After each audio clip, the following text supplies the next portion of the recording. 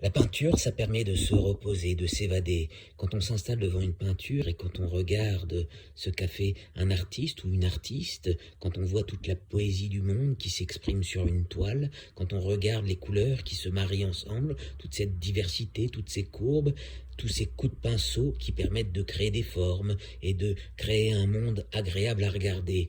On se rend compte que la peinture est quelque chose d'extraordinaire, que l'être humain a été façonné par une intelligence. Et oui, quand on regarde les chefs-d'œuvre des grands peintres, hommes ou femmes, on se rend compte qu'il faut une très grande intelligence pour créer un chef-d'œuvre. Et il faut du temps, il faut de la passion, il faut être patient.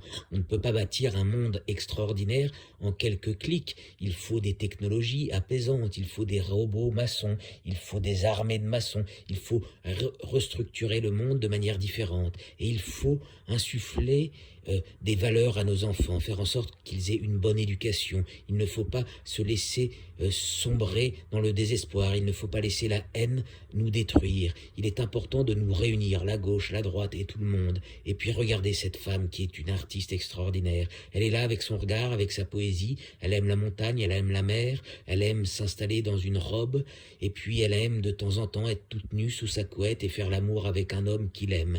Et puis elle aime manger des cerises, elle aime manger une tarte à l'abricot, elle aimerait avoir une petite maison, mais elle a du mal à vendre sa peinture. Comme ce comédien qui crée un stand-up et qui a du mal à survivre. Il a loué un théâtre et puis finalement il a perdu de l'argent. La vie est parfois très compliquée. Parfois, en plus, on a un cancer, une maladie, un handicap, et si on n'a pas une aide, si on n'a pas une assistance de la part de l'État, on ne peut pas s'en sortir. C'est très important de créer une société solidaire. Nous ne pouvons pas abandonner la solidarité. La France, ça sera toujours... Être français, c'est être solidaire. Être français, c'est créer de la fraternité, créer une société qui améliore la vie de tout le monde.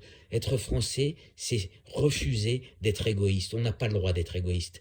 Les égoïstes, malheureusement, l'égoïsme tue l'économie de guerre, l'économie de surconsommation, l'économie perdue dans une compétition internationale complètement folle, avec des coups bas, avec des coups durs, avec des attaques, avec des guerres. Cette économie est destructrice, elle est en train de détruire la planète, elle est en train de détruire l'avenir de nos enfants, donc il faut réagir. Avec nos politiques, il faut les aimer, il faut les applaudir, il faut les encourager à faire des grandes choses et à nous amener, à nous réunir dans des projets grandioses qui soient capables d'améliorer la vie de tout le monde. On peut créer des châteaux partagés, on peut créer des logements sociaux qui soient agréables, on peut créer des centres de vacances pour les enfants des quartiers défavorisés, pour tous les enfants. On peut imaginer des écoles avec des grands parcs, avec des complexes sportifs. On peut imaginer des nouvelles villes, on peut imaginer des pyramides agricoles, on peut imaginer plein de choses. Il faut utiliser notre imagination pour soigner le monde et il faut ajouter de la douceur. Il ne faut pas laisser la société s'égarer dans la violence.